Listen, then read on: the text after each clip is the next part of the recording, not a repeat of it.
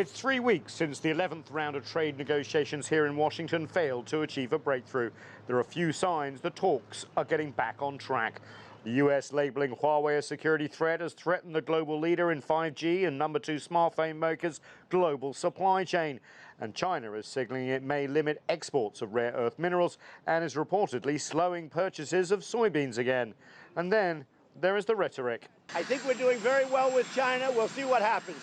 But I can tell you, China very much wants to make a deal because the companies are leaving China to avoid the tariff.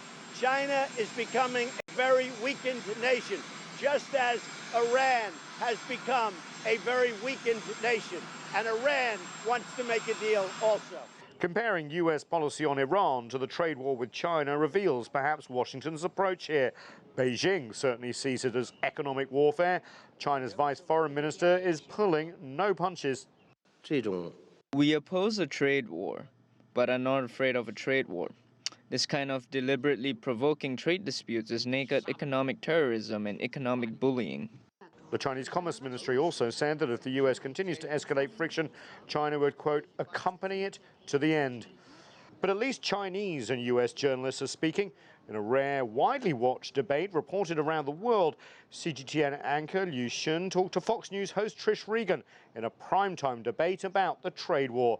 Xin said she hoped she opened some eyes. I just want the American people to give us the benefit of the doubt, to take a moment to hear us, to think about what we're really trying to say.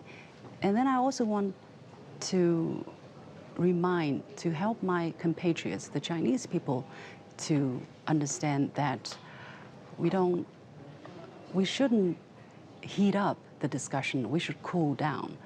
And the debate about the debate went viral on Chinese and US social media, most seeing the dialogue as something positive for a change. Some even joking that Trish Regan and Liu Xin should perhaps negotiate a trade deal.